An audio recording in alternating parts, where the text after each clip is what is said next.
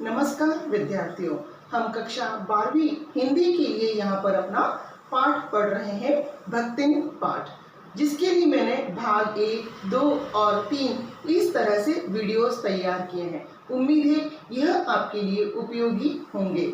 Saint Joseph convent senior secondary school Ratlam, class 12th, subject है हिंदी और पाठ है भक्तिन। यह आपका भाग 3 है। इससे पहले के 2 वीडियोस आप देख और सुन चुके हैं। तो इससे पहले हमने पढ़ लिया है भक्तिन के बारे में। यहाँ लेखिका के पास भक्तिन सेवा करने के लिए कमाई के उद्देश्य से आई है, क्योंकि उससे पहले उसका जीवन संघर्षमय रहा है, कठिनाइयों से भरा जीवन उसका बीता है, और जब पारिवारिक कठिनाइयों से वह मुश्किल में पड़ गई है, निराश हो गई है, ऐसी स्थिति में उसे शहर आना पड़ा है। और लेखिका ने उसका नाम भक्तिन रखा है, जबकि उसका वास्तविक नाम लक्ष्मी है। भक्तिन ने अपना सारा जीवन संघर्ष, मेहनत करते हुए बिताया है। इससे पहले हम यह भी जान चुके हैं कि भक्तिन देहाती है, सरल मन की है, लेकिन वह अपने मन को दूसरों के अनुकूल नहीं बना सकती। वह दूसरों को अपने अनुकूल बनाना चाहती है। जब लेखिका सभी लोगों को हस्ताक्षर साइन करने के लिए पढ़ने का कहती है, तब भक्तिन अपने तर्कों द्वारा बच निकलती है। और भी दूसरी बात, जैसे भक्तिन हर गुरुवार को अपना सिर मुंडाती है, लेखिका ने उसे ऐसा करने से रोका, लेकिन अपने तर्कों द्वारा वह निरुत्तर कर देती है महादेवी को, और उसका मन का काम जारी रहता है। तो अब हम इस पृष्ठ पर ध्यान देते हैं कि दिन भर के कार्यभार से लेखिका छुट्टी पाकर जब कोई लेख पूरा करने या किसी कविता को छंदबद्ध करने बैठती है, तब तक हॉस्टल की लाइट बंद हो चुकी होती है, अर्थात वहाँ की लड़कियां भी सो जाती हैं। उनकी हिरणी सोना, तख्त के पैताने फर्श पर बैठकर शोर करना, पागुर करना भी बंद कर चुकी होती है। उनका कुत्ता, जिसका नाम है बसंत, वह भी अपने पंजों में मुख रखकर सो जाता है। उनकी बिल्ली, जिसका नाम है गोधुली, वह भी सो जाती है। हम कक्षा 9th में पढ़ चुके हैं कि महादेवी के पास तरह तरह के जानवर है। उनका एक चैप्टर पढ़ा था आपने, गिल्लू। तो यहाँ पर महादेवी के पास अलग अलग जानवर है और वे उनकी अच्छे से देखभाल करती है। लेकिन भक्तिन के बारे में वे आगे कहती है, रात के उस सुनेपन में अकेली न छोड़ने के विचार से वह कोने में दरी के आसन पर बैठी रहेगी और बिजली की चकाचौंध से आंखों को छोटे करते हुए भक्तिन शांत भाव से जागरण करती है। यहाँ पर भक्तिन लेखिका के साथ जाग रही है। सारा संसार यहाँ पर सो चुका है, जानवर है, चाहे वे गर्ल्स हैं, सभी सो चुकी हैं, लेकिन भक्तिन महादेवी को अकेले कैसे छोड़े। वह ऊँघती भी नहीं है, क्योंकि जैसे ही लेखिका ने सिर उठाया, उसकी धुंधली दृष्टि लेखिका की आंखों का अनुसरण करने लगती है।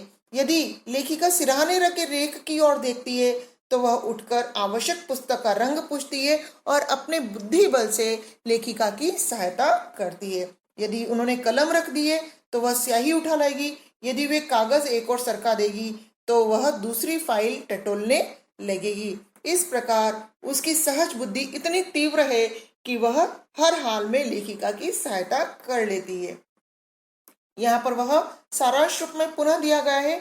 जब छात्रावास की रोशनी बंद हो जाती है, जानवर सो जाते हैं, तब भी भक्तिन लेखिका के साथ जागती है। कभी पुस्तक देगी, कभी स्याही और कभी फाइल देती है। भक्तिन लेखिका की जागने से पहले जागती थी और लेखिका के बाद सोती थी। अर्थात यहाँ पर भक्तिन की कर्मठता, उसकी लगन, उसका समर्पण स्पष्ट हुआ है कि वह किस प्रकार महादेवी का साथ दे रही है। वह अपने सुख को अनदेखा कर सदैव लेखिका की सहायता करने के लिए तत्पर है। यहाँ पर हम ऊपर के पैरा पढ़ चुके हैं, फिर भी देख लेते हैं कि भक्तिन सुबह जल्दी उठती है, क्योंकि सोना उछल कूद के लिए बाहर जाने के लिए व्याकुल रहती है।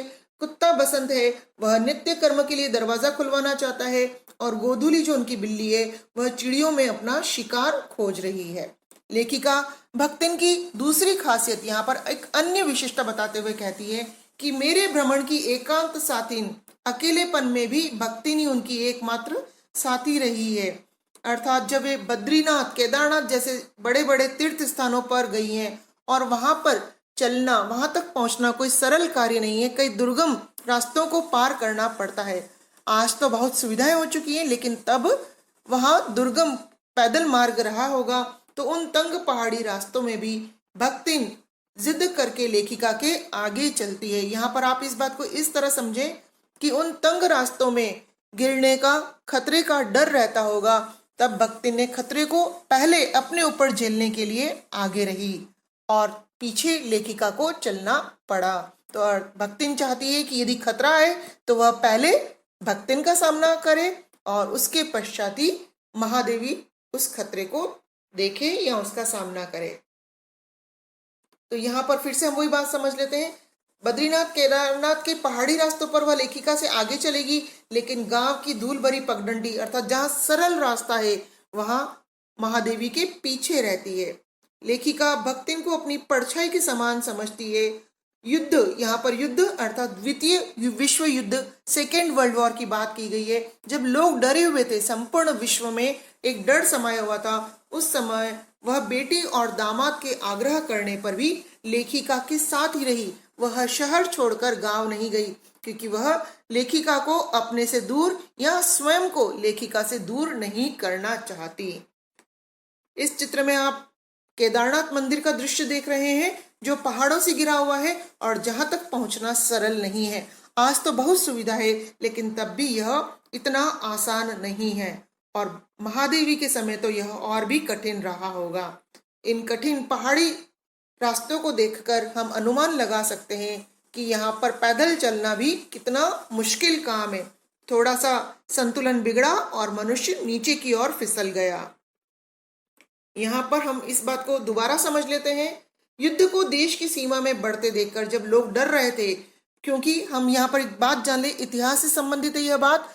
ब्रिटेन उस समय हमारे देश पर अधिकार कर रहा था, अंग्रेजों का समय था और उन अंग्रेजों ने हिंदुस्तानी लोगों को भी सैनिक के रूप में उस विश्व युद्ध में झोंक दिया था। लगभग 2.5 लाख सैनिक उस विश्व युद्ध का हिस्सा बने थे, भारतीय 2.5 लाख सैनिक। तब भक्तिन की बेटी दामाद उस विश्व युद्ध के समय उन्हें गांव से शहर बुलाने आए, लेकिन बहुत समझाने बुझाने पर भी वह उनके साथ नहीं गई। ऐसा नहीं है कि उसे अपने परिवार से स्नेह नहीं है, लेकिन वह महादेवी से इतना अधिक गहराई से जुड़ चुकी है कि वह चाहे नाती हो, बेटी दामाद हो, उनके साथ जाने को तैयार नहीं है, क्योंकि यदि वह गांव जाती है तो महादेवी से उसे अलग होना पड़ेगा। सबको वह देख लेती है, देख आती है, रुपया भी भेज देती है, लेकिन उनके साथ जाने पर लेखिका का साथ छोड़ना होगा, जो शायद भक्तिन को जीवन के अंत तक किसी भी क्षण उसे स्वीकार नहीं है। यहाँ पर हम द्वितीय विश्व युद्ध के दौरान सैनिकों का दृश्य देख रहे हैं, जो असंख्य भारतीय लोगों ने इसमें भाग लिया था। बहादुरी पूर्वक इन्होंने इसमें अपना सहयोग दिया था। अंग्रेजों ने इन्हें युद्ध में प्रयोग किया था। ये भारतीय सैनिक हर हाल में बहादुरी की और मुस्कुराहट की मिसाल है। यहाँ पर हम पुनः देखते हैं कि भक्तिन किस प्रकार तर्क द्वारा लेखिका को कन्विंस करना चाहती है। जब पिछले वर्ष युद्ध के भूत ने वीरता के स्थान पर पलायन वृत्ति जगा दी थी। पलायन वृत्ति अर्थात मुसीबत से डरकर दूसरी जगह जाने की आदत। तो लोगों के मन में ये धारणा बन गई थी कि हम शहर छोड़कर, अपना स्थान छोड़कर किसी अन्य सुरक्षित स्थान पर चले जाएं तो हम उस युद्ध से बच सकते हैं। तब लेखिका के पास सेविका की मुद्रा में विनित विनम्र पोलाइट बन करके वह गांव चलने का अनुरोध करने के लिए आई। भक्तिन वहां पर लेखिका के पास आती है और हाथ जोड़कर उनसे गांव चलने के लिए कहती है और उन्हें बताती है कि किस तरह वह लेखिका को सारी सुविधाएं उपलब्ध कराएगी।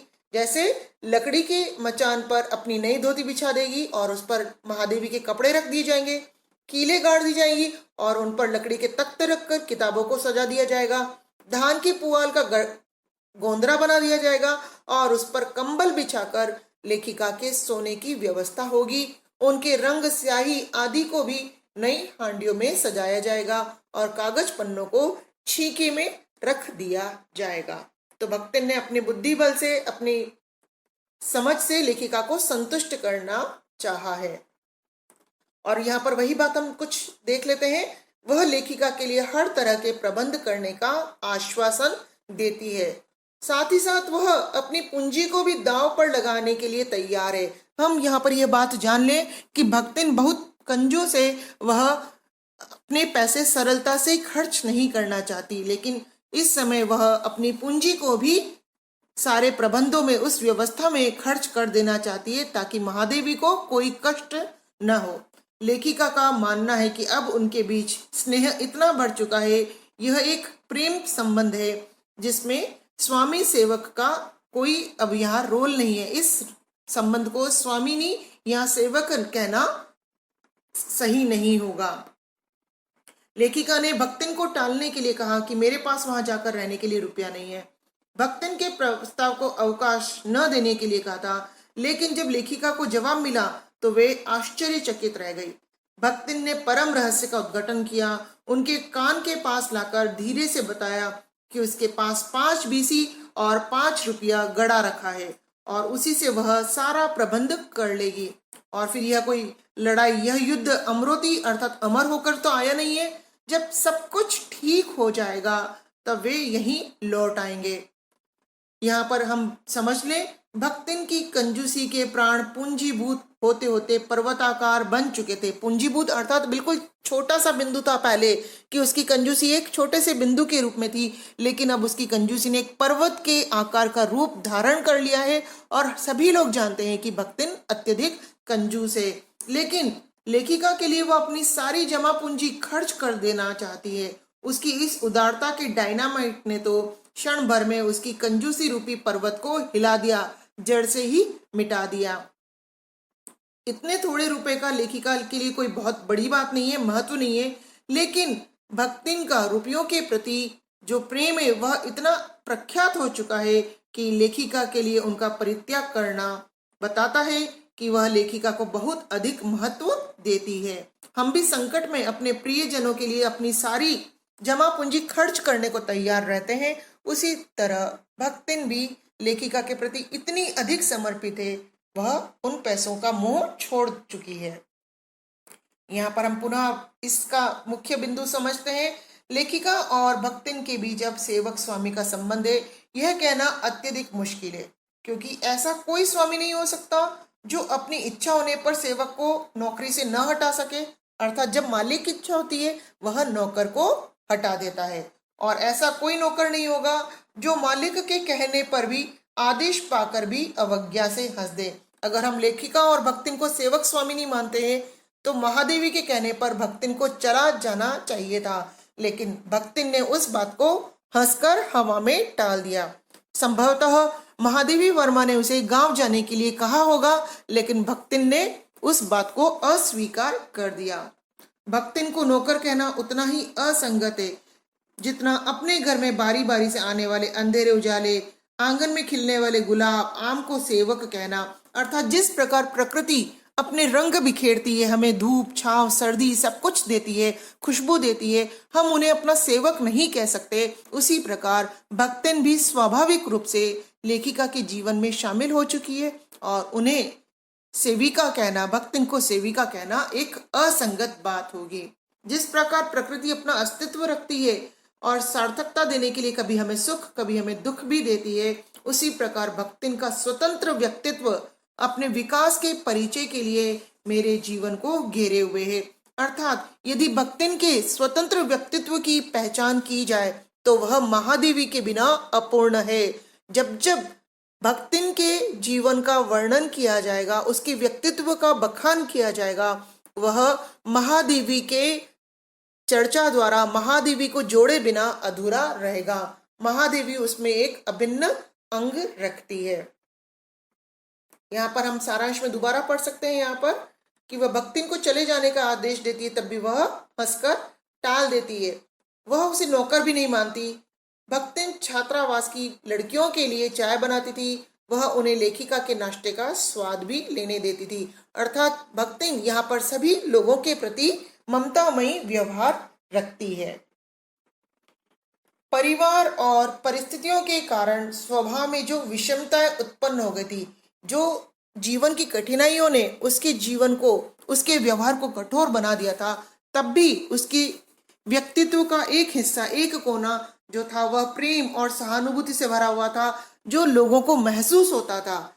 यही कारण था कि उसके संपर्क में आने वाले व्यक्ति भी उसके जीवन की उस सहानुभूति को, उसके ममत्व को, उसके प्रेम को महसूस कर पाते थे। छात्रावास की लड़कियां इसी का उदाहरण है। भक्तिन के प्रेम से खींची चली आकर वे उसके आसपास ही घूमती रहती हैं। वे लड़कियां, उनमें से कोई अपनी चाय बनवाने के लिए भक्तिन से कहती है, तो कोई बाहर खड़ी लेखिका के लिए बने नाश्ते को चख कर उसके स्वाद की विवेचना करती है। विवेचना अर्थात बताती है कि नाश्ता कैसा बना है। बाहर निकलते ही जैसे लेखिका बाहर आएंगी, सारी लड़कियां वहां से चिड़िया के समान गायब उड़ जाएगी, और जैसे ही लेखिका पुनः अपने कक्ष में आ गई, कमरे में आ गई, यथा स्थान वे लड़कियां वापस भक्तिन के आसपास मंडराने लगेगी। और यही कारण है, भक्तिन के हृदय का प्रेम है, वह उन लड़कियों को अपने आसपास देखना चाहती है। इसी से भक्तिन अपने दोनों समय का भोजन एक ही साथ सुबह सुबह बना लेगी और ऊपर के आले में रख देगी, और जब शाम को भोजन भी करेगी तो वह चौकी का एक कोना धो लेगी और अपने मन में संतोष बना रहेगा कि उसने पवित्रता पूर्वक भोजन किया है और सनातन धर्म का पालन भी किया है। यहाँ पर लेखिका चूंकि लेखन कार्य करती है, उनके पास लेखक कवियों का आना जाना लगा रहता है, तो यहाँ पर भक्तिन उन साहित्यिक बंधुओं से भी परिचित है। वह उनके साथ वैसा ही व्यवहार करेगी जैसा लेखिका करती थी। वह उन्हें आकार प्रकार, उनके कपड़ों से या उनके नाम के बिगड़े हुए स्वरूप से जानती थी। लेकिन कवियों के लिए उसके मन में कोई खास आदर नहीं था, अर्थात वह कविता लिखना कोई बहुत बड़ा काम नहीं मानती थी। लेकिन दूसरों के दुख से वह व्याकुल हो जाती थी। यदि किसी विद्यार्थी के जेल जाने पर समाचार उसे प्राप्त हुआ है तो वह बहुत परेशान होती थी। उन दिनों आजादी के लिए आंदोलन चल रहा था और ऐसी स्थिति में कई युवाओं को जेल भी जाना पड़ता था, और जब भक्तिन को मालूम चलता तो वह अत्यधिक बेचैन हो जाया करती थी। तो यहाँ पर हम देख रहे हैं जेल का दृश्य है, जिसमें एक युवा, यहाँ पर एक युवक कैदी के रूप में है, अर्थात हमारे देश के युवकों ने, जिनका चाहे हम आज नाम भी न जानते हो, लेकिन उन्होंने अपना सर्वस्व देश के लिए समर्पित किया है। भक्तिन यहाँ पर बता रहे हैं कि साहित्यिक बंधुओं से भी भक्तिन परिचित है, लेकिन उनके प्रति भक्तिन के सम्मान की मात्रा लेखिका के सम्मान की मात्रा पर निर्भर है। अर्थात यदि लेखिका उन बंधुओं को, उन साहित्यिक बंधुओं को भरपूर सम्मान देती है तो भक्तिन उन्हें भरपूर सम्मान देगी। यदि लेखिका ने सामान्य व्यवहार किया है तो भक्तिन भी उनके प्रति सामान्य ही रखती है व्यवहार। इस संबंध में भक्तिन की सहज बुद्धि आश्चर्यचकित कर देने वाली है। वह उन लोगों को पहचानती कैसे है? किसी को उसके आकार प्रकार से, किसी को उसकी वेशभूषा से स्मरण करती है, और किसी को उसके नाम के बिगाड़ के द्वारा। उसे नाम का उच्चारण करना ठीक से नहीं आता होगा तो वह उसके नाम को कुछ अलग तरह से बोलती रही होगी। कवि और कविता के संबंध में उसका ज्ञान बड़ा है, लेकिन वह उन लोगों को आदर नहीं देती। हम पढ़ चुके हैं, वह कवियों के प्रति उतना आदर भाव नहीं रखती। किसी के लंबे बाल और अस्त व्यस्त वेशभूषा देखकर कह उठती है, कहा वो कवि लिखे जाते थे, क्या उसे कविता लिखनी आती है?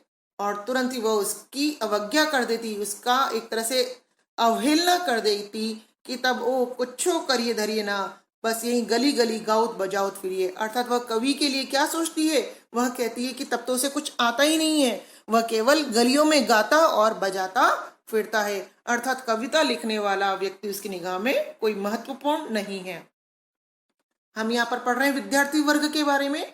जब उसे समाचार मिलता कि विद्यार्थी को जेल में डाल दिया गया है, तब वह कहती कि बीता बीता भरे लड़कन का, अर्थात इन छोटे छोटे लड़कों को जेल में डाल दिया गया है, यह तो कलयुग है। अब कोई बड़ा संकट, प्रलय आएगा और उनकी माई को, उनकी मदर्स को बड़े बड़े अफसरों तक लड़ने को होना चाहिए, बड़े बड़े अफसरों से उनको लड़ना चाहिए। यह कहकर वह सबको दिन भर परेशान करती। चाहे महात्मा गांधी हो, चाहे साधारण व्यक्ति हो, सभी के प्रति भक्तिन की सहानुभूति एक समान थी। वह सभी के दुख को अपना दुख मानती थी। यहाँ पर हम पुनः देखते हैं, भक्तिन के संस्कार ऐसे हैं कि वह कारागार से डरती है जैसे यमलोक से। जैसे मनुष्य मृत्यु से डरता है, उसी तरह वह जेल से डरती है। ऊंची दीवार देखते ही वह बेहोश हो जाना चाहती है, अर्थात कोठरी से उसे डर लगता है। और उसकी यह कमजोरी इतनी प्रसिद्ध हो चुकी है कि लोग जानबूझकर उसे चिढ़ाते हैं, कहते हैं कि यदि महादेवी जेल जाएगी तब तुम क्या करोगी? वह डरती है। अगर हम कहें कि वह डरती नहीं है तो यह तो झूठ होगा। पर डर से भी ज्यादा महत्वपूर्ण बात यह है कि लेखिका के जेल जाने पर वह भी उनके साथी कारागार में रहना चाहती है। वह महादेवी को जेल में भी अकेले नहीं देखना चाहती। वह लेखिका से पूछती है अपनी धोती किस साबुन से साफ करे जिससे कि वहां महादेवी को शर्मिंदा ना होना पड़े, कोई यह न कहे कि महादेवी की सेविका उनकी साथी कितने मेले वस्त्र हैं।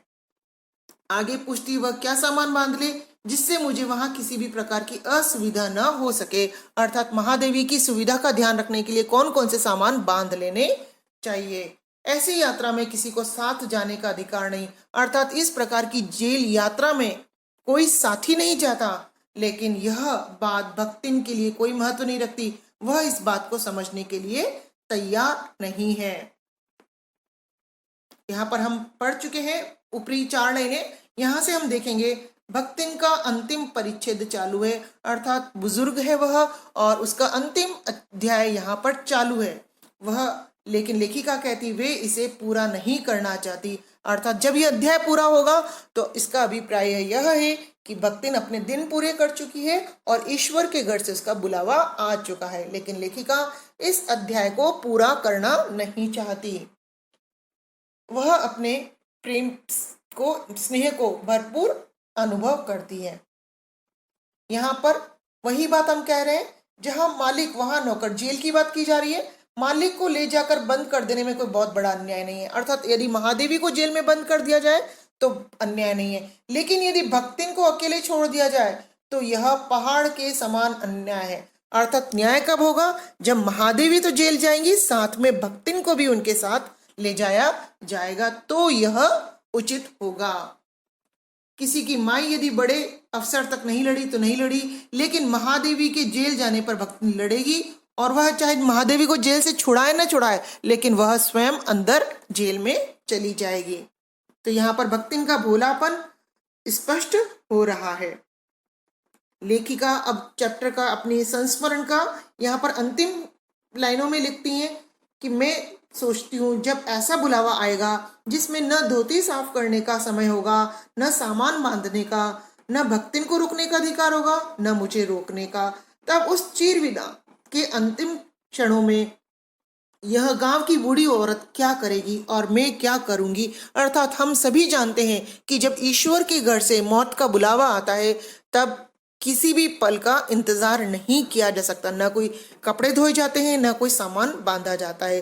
तब लेखिका सोचती है चाहे भक्तिन का बुलावा पहले आए, चाहे महादेवी का बुलावा पहले आए, उस समय क्या होगा। यदि महादेवी का बुलावा पहले आता है तो भक्तिन क्या करेगी, और यदि भक्तिन पहले जाती है तो महादेवी की मनोदशा क्या होगी। और वे अंत में कहती है भक्तिन की यह कहानी अधूरी है, लेकिन मैं उसे खोकर इसे पूरी करना नहीं चाहती। अर्थात भक्तिन की कहानी अधूरी है, लेकिन वह उसके इस अंत को नहीं देखना चाहती, वे इसे खोकर पूरा नहीं करना चाहती। वे